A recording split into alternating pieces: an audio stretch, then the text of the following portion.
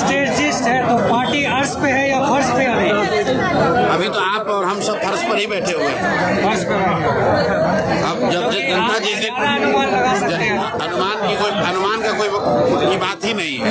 आपके सामने जो चित्र है वो आपके सामने है। आप देख लीजिए, हर वो व्यक्ति जो जिसने जनस्वराज की बात सुनी है वो जान रहा है कि उसको क्या करना है। उसको बदलाव चाहिए। जनस्वराज में हम लोगों ने कहा है कि बिहार में 60% से ज्यादा लोग बदलाव चाहते हैं और लोग के पास बदलाव का दो ही विकल्प है, या तो पुराने वाले जंगल राज को वापस लाइए या फिर एक ईमानदारी से किए गए प्रयास से बने हुए जनस्वराज के साथ जुड़िए। यही दो विकल्प है। जो अभी व्यवस्था चल रही है एनडीए की, जदयू की, भाजपा की, अगर उसको वोट दीजिएगा तो जो भ्रष्टाचार है, पेपर लीक है, बेरोजगारी है, पलायन है, वो तो ऐसे ही चलता रहेगा।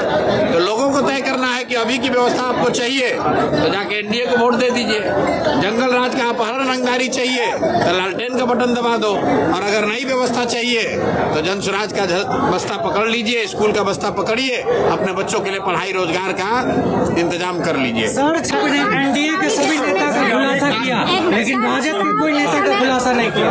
ऐसा है कि राजद के नेता भ्रष्टाचारी हैं, अपराधी हैं। उनके शासन को जंगल राज हमने नहीं, कोर्ट ने कहा। लालू जी पर केस हुआ, मुकदमा हुआ, जेल गए, कानून के तहत अब वो चुनाव भी नहीं लड़ सकते हैं। तो बिहार की एक एक जनता ये जानती है कि राजद के जो लोग हैं ये अपराधी प्रवृत्ति के लोग हैं, ये भ्रष्टाचारी हैं, सरकार में आएंगे तो गलत ही करेंगे।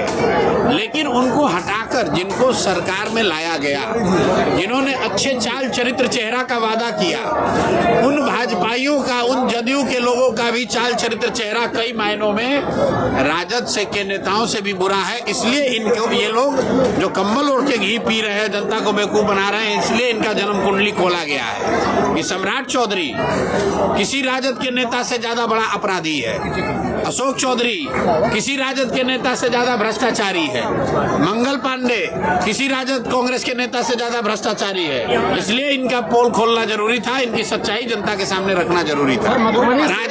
राजद और कांग्रेस के नेता जो थे वो तो पता ही है जनता को, इसीलिए तो उनको हटाया जनता ने। फिर उसी का बात क्यों करे? मधुबनी से बहुत सारे संभावित प्रत्याशी थे, तमाम लोगों को भी ऐसा लग रहा था कि उन्हें टिकट मिलेगा।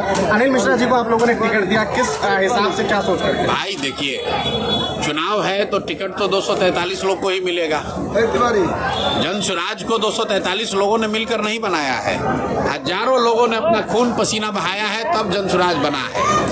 लेकिन उसमें 243 लोग चुनाव के मैदान में हैं, बाकी लोग सारे उनके सहयोग में हैं। और जब व्यवस्था बनेगी तो जिस व्यक्ति ने भी कंधा लगाया है, चाहे वो प्रत्याशी के तौर पर लगाया हो या संगठन के साथी के तौर पर लगाया हो, पदयात्री के तौर पर लगाया हो, हर हालत में प्रशांत किशोर उसको जानते हैं, मैं उसको पहचानता हूं और मेरी जिम्मेवारी है कि उसको आगे बढ़ाया जाए, उस व्यवस्था में उसको सम्मानजनक जगह मिलनी ही मिलनी है। और जाति, धर्म, नाली गली, 5 किलो अनाज, मुर्गा भात, दारू को छोड़कर हिंदू मुसलमान बनना भूलकर एक बार जाइए और अपने बच्चों के पढ़ाई के लिए, अपने बच्चों के रोजगार के लिए, पलायन बंद करने के लिए, भ्रष्टाचारियों को हटाने के लिए वोट दीजिए, तभी रास्ता निकलेगा। नहीं कीजिएगा तो प्रशांत किशोर का जीवन में कोई फर्क नहीं होने वाला है, लेकिन आपके बच्चों का अगला 5 साल बहुत कठिन बीतने वाला है। अगर इस बार गलती किए तो ध्यान रखिए, अगला 5 साल तक फिर यही भ्रष्टाचार, फिर यही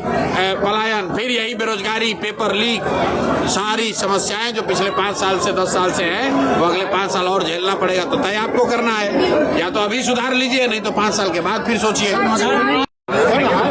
बिहार के लोगों के पास एक विकल्प है, उनकी राजनीतिक बंधुआ मजदूरी खत्म हो गई। जहाँ लालू जी के डर से नीतीश भाजपा और भाजपा के डर से लालू जी को वोट देना पड़ता था, वो बंधुआ मजदूरी खत्म हो गई। अब उनके सामने एक विकल्प है। अब अगर लोग 11 तारीख को जाकर 6 और 11 तारीख को ठीक से वोट देंगे और जो रास्ता बताया गया है वैसे वोट देंगे, तो राजनीतिक बंधुआ मजदूरी के साथ साथ उनकी आर्थिक बंधुआ मजदूरी भी खत्म हो जाएगी। उनके बच्चे मजदूर बनकर बिहार से बाहर नहीं जाएंगे। यही जनस्वराज का संकल्प है। इसीलिए 3 साल पहले ये प्रयास शुरू किया गया था और ये प्रयास तब तक जारी रहेगा जब तक कि बिहार देश के 10 अग्रणी राज्यों में शामिल न हो जाए।